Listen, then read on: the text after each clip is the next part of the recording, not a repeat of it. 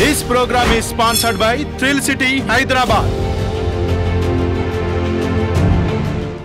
నమస్తే, welcome to 4 Sides TV news blaze. నేను మీ సంపత్ కుమార్. ముందుగా బులెటిన్లో హెడ్లైన్స్ చూద్దాం. జనగామలో దారుణం, 2 బాలికలపై యువకుల అత్యాచారం.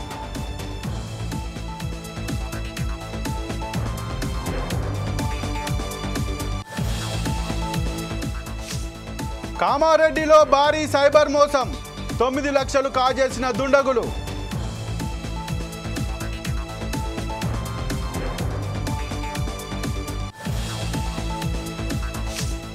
అచ్చంపేట మార్కెట్ యార్డ్లో తడిసిన ధాన్యం, ప్రభుత్వం తమని ఆదుకోవాలని రైతుల డిమాండ్.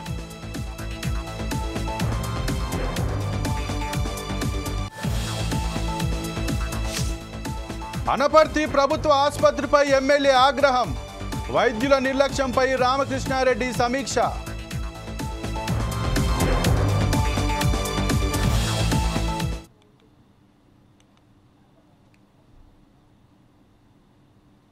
నాగర్ కర్నూలు జిల్లా అచ్చంపేటలో వ్యవసాయ మార్కెట్ యార్డ్లో అకాల వర్షంతో ధాన్యం తడిసిపోయింది. వ్యవసాయ అధికారులు పట్టించుకోవడం లేదని రైతులు వాపోతున్నారు.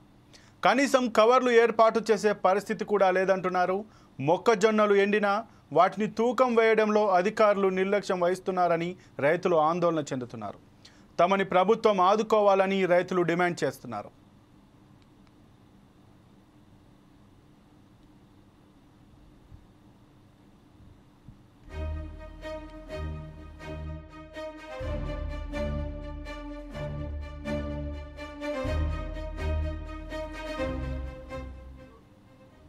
ఇక ఈ విషయంపై మరింత సమాచారం మా ప్రతినిధి చెన్నయ్య అందిస్తారు.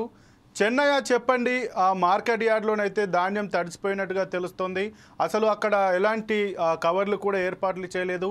ఎండిపోయిన మొక్కజొన్నలు కూడా ఉన్నాయి, వాటిని కొనే నాదుడే లేదంటూ రైతులు ఆరోపిస్తున్నారు. ఇక ఈ విషయానికి సంబంధించి మీ దగ్గర ఉన్నటువంటి సమాచారం ఏంటి?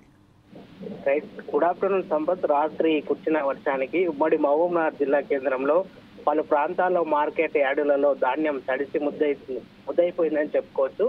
అయితే రైతులు ఆరుగాలం కష్టించి పండించిన పంటను అమ్ముకునేందుకు మార్కెట్ కు తీసుకువచ్చిన రైతన్నలకు అకస్మాత్తుగా కురిసిన వర్షం తీరని నష్టాన్ని మిగిల్చిందని చెప్పుకోవచ్చు. రైతుల కళ్ళెదిటే మొక్కజొన్న తడిసిపోవడంతో పాటు కొంతమేర నీటితో కూడా మునిగిపోయింది. అయితే ఈ విషయాన్ని చవిచూసిన రైతులు అయితే దిక్కుచోచని స్థితిలో పడిపోయారని చెప్పుకోవచ్చు. అయితే ముఖ్యంగా ఉమ్మడి మహబూబ్నగర్ జిల్లా వ్యాప్తంగా నాగర్ జిల్లా అచ్చంపేట వ్యవసాయ మార్కెట్ కు గురువారం వివిధ గ్రామాల నుంచి 23 మంది రైతులు 418 క్వింటల్ల మొక్కజొన్నని అమ్మకానికి అయితే తీసుకొచ్చారు.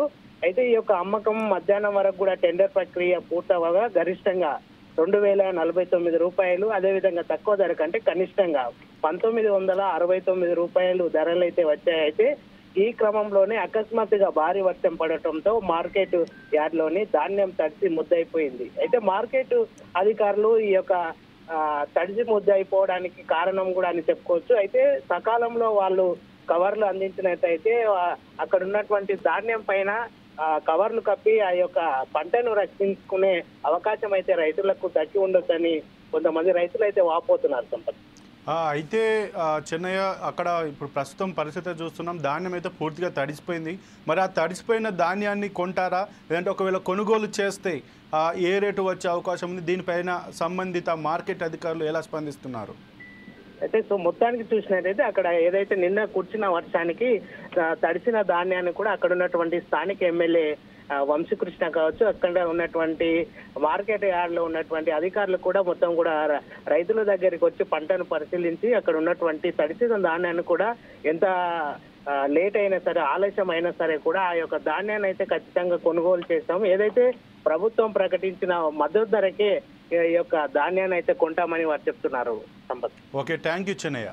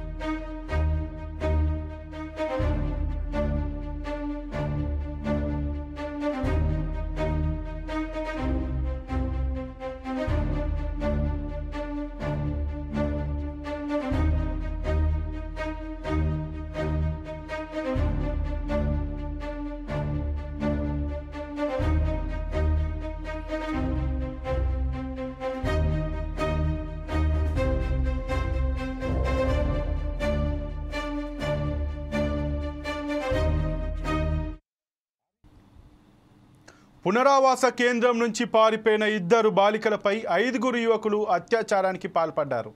సైదాబాద్ పోలీస్ స్టేషన్ పరిధిలోని ఐఎస్ సదర్న్ డివిజన్ పరిధిలో బాలికల కోసం ఓ ప్రైవేటు సంస్థ పునరావాస కేంద్రం నిర్వహిస్తోంది.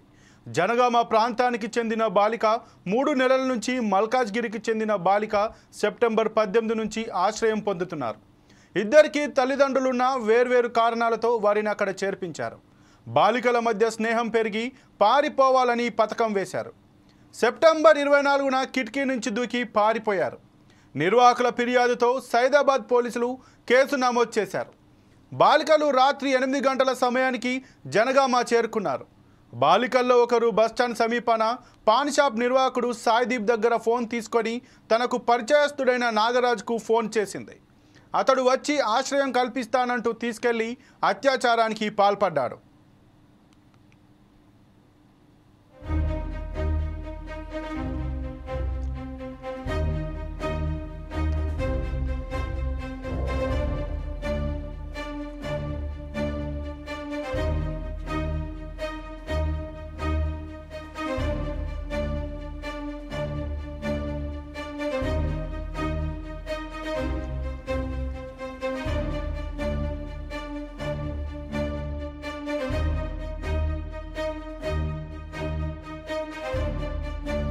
బస్టాండ్ దగ్గరే మరొక బాలిక ఒంటరిగా ఉండిపోవడాన్ని గమనించిన సాయిదీప్ ఆశ్రయం కల్పిస్తానని పక్కనే ఉన్న బేకరీకి తీసుకెళ్లాడు. అక్కడ సాయిదీప్ బేకరీ నిర్వాహకుడు రాజు ఆమెపై అత్యాచారానికి పాల్పడ్డారు. తాను తీసుకెళ్లిన బాలికను నాగరాజు 25న ఉదయం తీసుకొచ్చి బస్టాండ్ దగ్గర వదిలేశాడు. బాలికల విషయం తెలుసుకున్న సాయిదీప్ రాజుల స్నేహితులు అఖిల్ రోహితులు హైదరాబాద్ తీసుకెళ్తామంటూ కారులో వేర్వేరు ప్రాంతాల్లో తిప్పుతూ లైంగిక దాడికి పాల్పడి తిరిగి బస్టాండ్ దగ్గరే వదిలిపెట్టారు. పోలీసులకు వారు కనిపించడంతో అదే రోజు సైదాబాద్కు తీసుకొచ్చి పునరావాస కేంద్రంలో అప్పగించారు.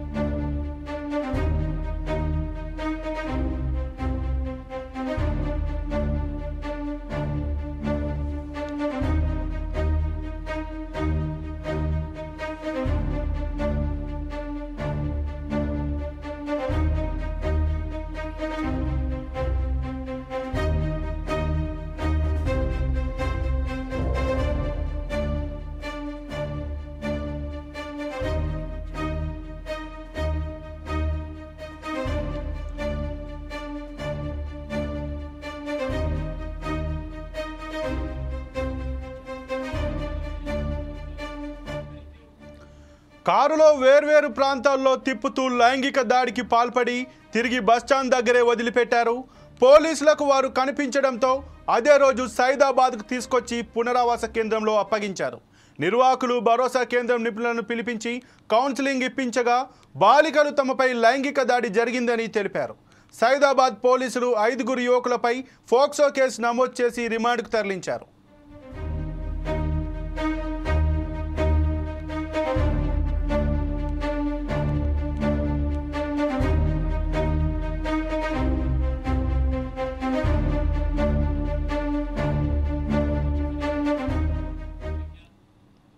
భద్రాచలం శ్రీ సీతారామచంద్ర స్వామివారి సన్నిధిలోని శ్రీ లక్ష్మీ తాయారు అమ్మవారికి నేటి నుంచి శరన్నవరాత్రి ఉత్సవాలు ప్రారంభమయ్యాయి. తొలి రోజు అమ్మవారు ఆదిలక్ష్మి అలంకరణలో భక్తులకు దర్శనమిచ్చారు. అష్టలక్ష్మి అలంకరణలు, సామూహిక కుంకుమార్చనలతో అమ్మవారికి పూజా కార్యక్రమాలు నిర్వహించారు.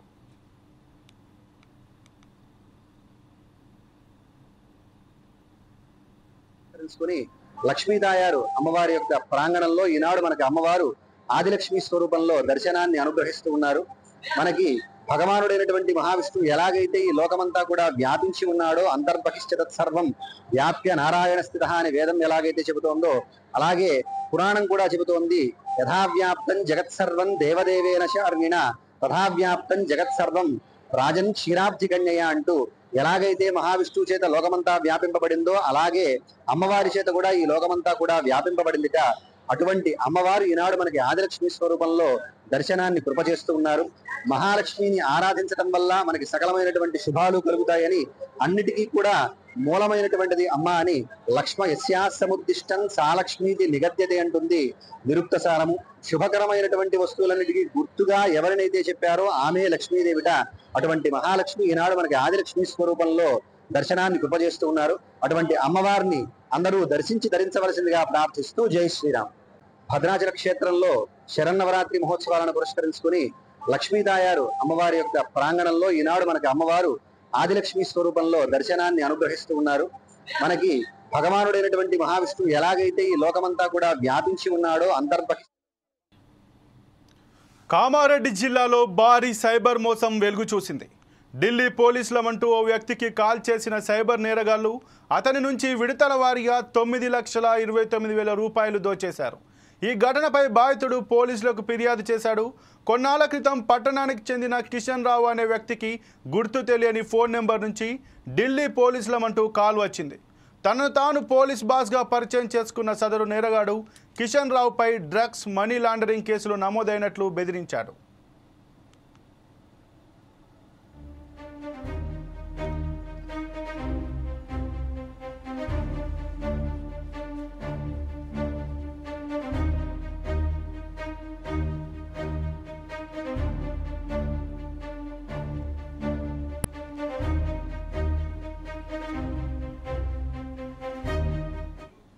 అతన్ని అరెస్ట్ చేసేందుకు ఢిల్లీ నుండి ప్రత్యేక పోలీస్ బృందం బయలుదేరినట్లు తెలిపాడు. అరెస్ట్ చేయకుండా ఉండాలంటే కిషన్ రావు ఖాతాల్లో ఉన్న నగదు మొత్తాన్ని తమ అకౌంట్లకు బదిలీ చేయాలని సూచించాడు. కేసు క్లియర్ అయ్యాక నగదు మొత్తాన్ని తిరిగి పంపుతామని నమ్మించాడు. అప్పటికే భయపడిపోయిన కిషన్ రావు సదరు వ్యక్తి మాటలు నమ్మి విడతల వారీగా 9,29,000 రూపాయలు బదిలీ చేశాడు. రోజులు గడుస్తున్నా డబ్బులు తిరిగి రాకపోవడం, వచ్చిన ఫోన్ నెంబర్కు కాల్ చేస్తే స్విచ్ ఆఫ్ రావడంతో బాధితుడు మోసపోయానని గ్రహించి వెంటనే 1930కి కాల్ చేసి ఫిర్యాదు చేశాడు. ఈ మేరకు కేసు నమోదు చేసి కామారెడ్డి పోలీసులు దర్యాప్తు చేపట్టారు.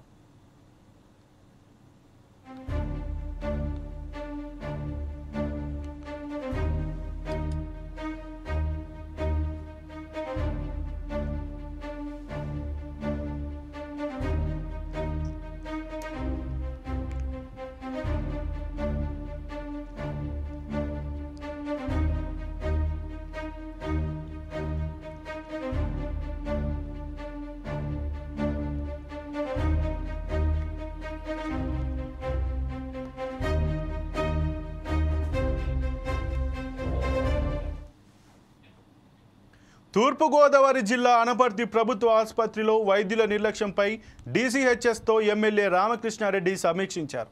వైద్య సేవలు అందించడంలో నిర్లక్ష్యం వహిస్తే ఉపేక్షించబోమని హెచ్చరించారు.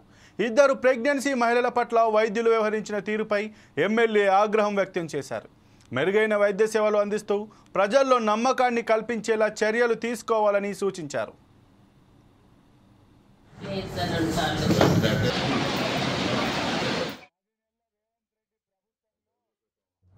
అనపర్తి ఏరియా ఆసుపత్రిలో వరుసగా 2 సంఘటనలు జరగటం జరిగింది. సోమవారం, మంగళవారం 2 గర్భిణులు డెలివరీ కోసం ఇక్కడికి రావడం, సోమవారం ఉదయం ఒక గర్భిణి ఇక్కడ అడ్మిట్ కావడం, ఆవిడ మరలా అర్ధరాత్రి 2 గంటలకి వేరే ప్రైవేట్ ఆసుపత్రికి వెళ్ళి డెలివరీ చేయించుకునే పరిస్థితి ఏర్పడింది ఇక్కడ. అదేవిధంగా మంగళవారం కూడా సేమ్ సిచ్యువేషను. మంగళవారం రాత్రి కూడా ఒక గర్భిణి బయటికి హాస్పిటల్కి వెళ్ళి డెలివరీ చేసుకునే పరిస్థితి ఏర్పడింది. మరి 2 కూడా అత్యంత ప్రమాదకరమైన పరిస్థితుల్లో వారు బయటికి వెళ్ళినట్టుగా పేషెంట్స్ కానీ వారి అటెండెంట్స్ కానీ చెప్పిన మాటల ప్రకారంగా అర్థమైంది. విషయం నాకు నిన్న రాత్రి తెలిసిన తర్వాత ఎక్కడైతే వారు డెలివరీ చేసుకున్నారో సిడిఆర్ హాస్పిటల్కి వెళ్ళి వాళ్ళిద్దరితో మాట్లాడడం, వారి అటెండెంట్స్తో మాట్లాడడం, వాళ్ళ తల్లిదండ్రులతో మాట్లాడడం, అదేవిధంగా సూపరింటెండెంట్ గారిని, గురుడి గారిని కూడా ఆ టైంకి అక్కడికి పిలవడం, అందరి సమక్షంలో అక్కడ మాట్లాడినప్పుడు వారు చాలా ఇబ్బందికరమైన పరిణామాలు ఇక్కడ ఎదుర్కొంటున్నట్టుగా, వారు అత్యంత విషాదకరంగా ఇక్కడ నుంచి వెళ్ళినట్టుగా, చాలా హృదయ విదారకమైన సంఘటనగా వారు చెప్పడం జరిగింది. అందువల్ల ఇమీడియట్గా ఇటువంటి సంఘటనలు పునరావృతం కాకూడదు అనేది ప్రభుత్వం యొక్క అభిమతం. తప్పనిసరిగా నేను వైద్యులను కోరేది కూడా, ఇక్కడ మీకున్న సమస్యలు ఏముంటాయో నా దృష్టికి తీసుకెళ్ళి ఆ సమస్యను పరిష్కారం చేద్దాం. కొన్ని సమస్యలు పరిష్కారం కాకపోవచ్చు, కానీ మీకున్న వనరులు, మీకు వస్తున్న రోగుల సంఖ్య ఏ విధంగా మ్యాచ్ చేసుకోవాలనే దానిపైన కూడా మనం అధ్యయనం చేయాలి. అధ్యయనం చేయకుండా నాకు పని ఒత్తిడి పెరిగింది, నేను చేయలేను అనే భావన వ్యక్తం చేయడం కూడా సరైన విధానం కాదు. ఎందుకంటే మిగిలిన వృత్తులు వేరు, వైద్య వృత్తి వేరు. వైద్య వృత్తి మీరు ఎంపిక చేసుకున్నప్పుడే ఈ ఒత్తిడికి మీరు ప్రిపేర్ అయ్యి ఒత్తిడి సెలెక్ట్ చేసుకుంటారు. ఇది ఒక పవిత్రమైన వృత్తి. డెఫినెట్గా 24 hours అటెండ్ అవ్వాల్సిన వృత్తి. ఈ వృత్తిలో ఒత్తిడి అనే మాట, మీరు పేషెంట్లకు ఒత్తిడి తగ్గించాలి తప్పించి పేషెంట్ల వల్ల మాకు ఒత్తిడి వచ్చిందనే విషయం మీరు చెప్పడం అనేది కూడా సమంజసం కాదు అనేది నా భావన. హన్మకొండ జిల్లా పరకాలలో కలెక్టర్ ప్రావీణ్య పర్యటించారు. పట్టణంలోని 2వ వార్డులో డిజిటల్ కార్డు సర్వే తీరును ఆమె పరిశీలించారు. సంబంధిత అధికారులను అడిగి వివరాలు తెలుసుకున్నారు. పైలట్ ప్రాజెక్టుగా గుర్తించి ఇక్కడి నుంచి సర్వే ప్రారంభించినట్లు చెప్పారు. ఈ డిజిటల్ కార్డుల వల్ల చాలా ప్రయోజనాలు ఉన్నాయని అన్నారు.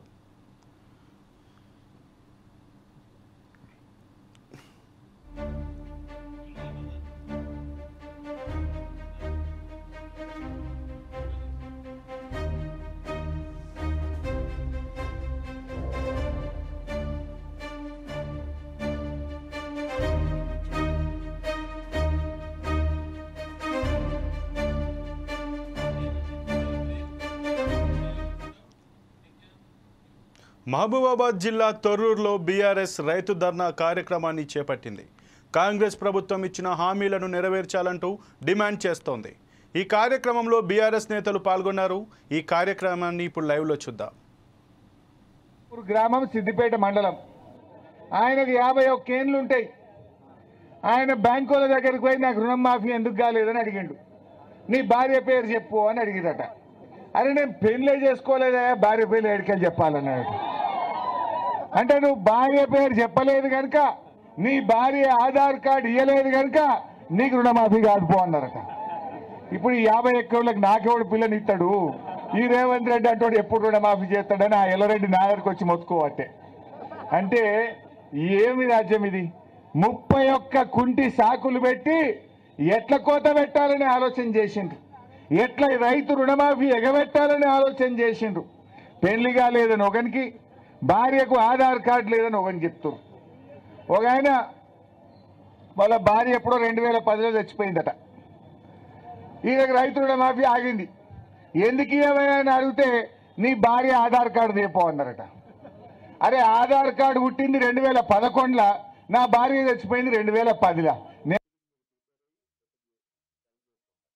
ఆయన అన్నాడట. అంటే ఇవన్నీ రేవంత్ రెడ్డి ఎలక్షన్ల ముంగడ బాగా మాట్లాడిండు. కానీ ఇప్పుడు తెలంగాణ ప్రజలు ఆయన మోసగాడు అని అంటున్నారు. ఇవాళ రైతుల అవ్వ తాతలందరూ 4000 పింఛన్ ఇస్తాను మోసం చేసిన మోసగాడు అంటున్నారు. రాష్ట్రంలో ఉండే అక్క చెల్లెళ్ళు నెలకు 2500 ఇస్తాని మోసం చేసిన మోసగాడు అని పిలుస్తున్నారు. రైతులందరూ 15,000 రైతు బంధు వల్లే రుణమాఫీ కాలే, పంటలకు బోనస్ రాలేదు, వీడు మోసగాడు అని ఇలా రైతులందరూ అనే పరిస్థితి వచ్చింది.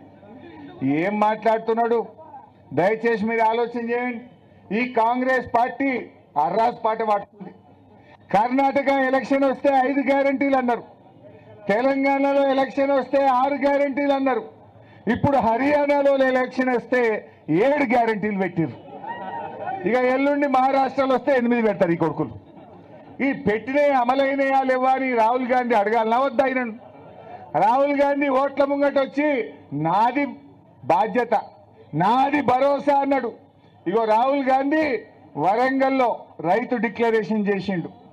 ఇదే వరంగల్లో రైతు డిక్లరేషన్ చేసి మా కాంగ్రెస్ పార్టీని గెలిపియండి, నేను ఇవన్నీ చేసి పెట్టా అని మాట్లాడిండు. ఏమున్నాయో నేను అడుగుతా, మీరే చెప్పాలి.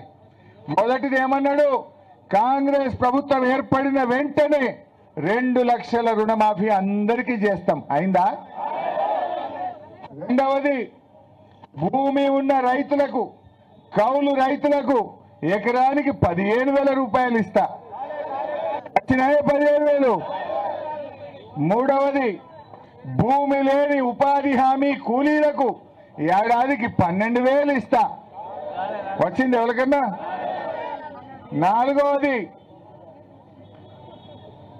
మూతబడిన చక్కెర కర్మాగారం పసుపు బోర్డు తెరిపిస్తా. తెలిసినారే? రైతు కూలీలు, భూమి లేని రైతులకు వాళ్ళకు కూడా రైతు బీమా లెక్క 5 లక్షల బీమా చేస్తా అన్నాడు. అయిందా? ఉపాధి హామీని వ్యవసాయానికి అనుసంధానం చేస్తా అన్నాడు. అయినాదే? పోడు భూములు, అసైన్డ్ భూములకు పట్టా భూములతో సమానంగా యాజమాన్య హక్కులు ఇస్తా అన్నాడు. అయినా? వచ్చినాయా పట్టాలు? అంటే ఇట్లా చెప్పుకుంటూ పోతే ఒక్కటి కూడా కాలేదు. అయిందా? మరి ఈ రాహుల్ గాంధీ అంటేనా ఈ రేవంత్ రెడ్డికి 2 మొట్టికాయలు వేసి అడగాలనా వద్దా? ఇప్పుడు నువ్వు మళ్ళోసారి రాహుల్ గాంధీ వచ్చి చెప్తాడు, నమ్ముతాడా? పాలకుర్తిలా ఇంకెవడ నమ్ముతాడా? రాహుల్ గాంధీ ఇజ్జత్ ప్రచార మొత్తం ఖలాస్. రేవంత్ రెడ్డి పుణ్యమాని రేపు రాహుల్ గాంధీని ఎవడు నమ్ముతాడా ఈ తెలంగాణలో?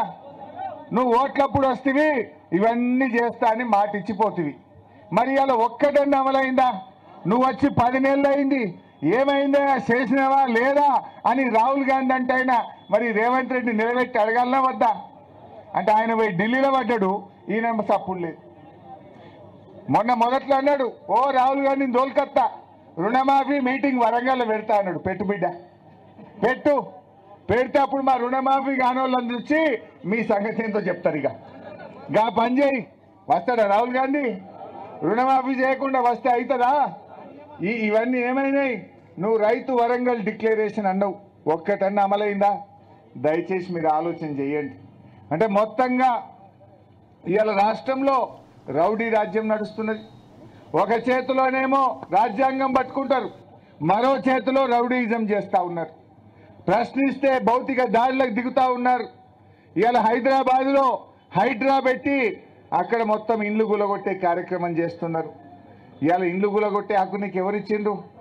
నువ్వు మూసీలో కావాలంటే గోదావరి నీళ్లు పోయి, గోదావరి నీళ్లు తెచ్చి మూసీని శుభ్రం చేయి.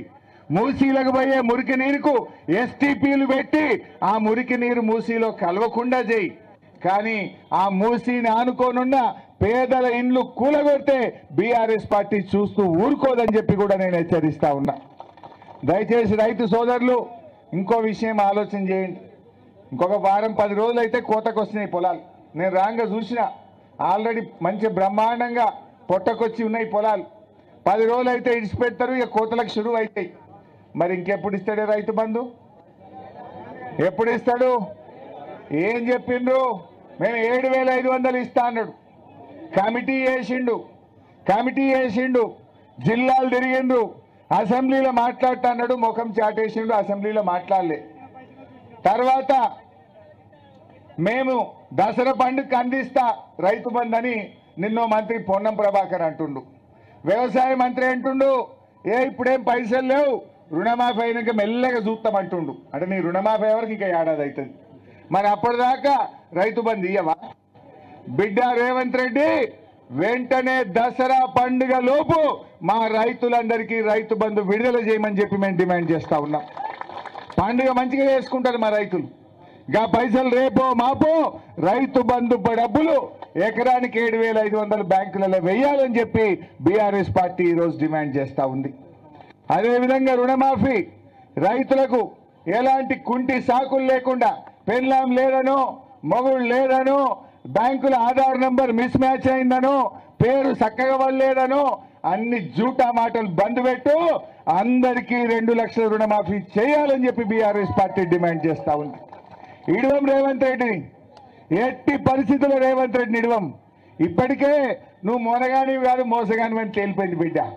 యాడికి పోయినా నిన్ను అడుగుతాం, నిన్ను గడుగుతాం, నిన్ను నిలబెడతాం, నిన్ను అసెంబ్లీలో గట్టిగా ప్రశ్నించి బల్ల గుడ్డి నీతో రుణమాఫీ చేయిస్తుంది బీఆర్ఎస్ పార్టీ అని అంటా ఉన్నాం.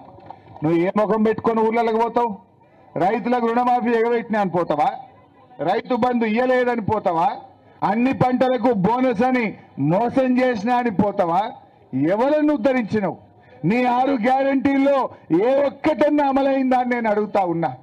ఒక్క బస్సు తప్ప అంత తుస్సే, అంత తుస్సే.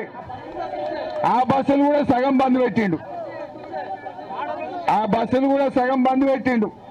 ఇది వరకు 4 ట్రిప్పులు వస్తే ఇప్పుడు 2 ట్రిప్పులు వస్తుంది, 2 ట్రిప్పులు వస్తుంది.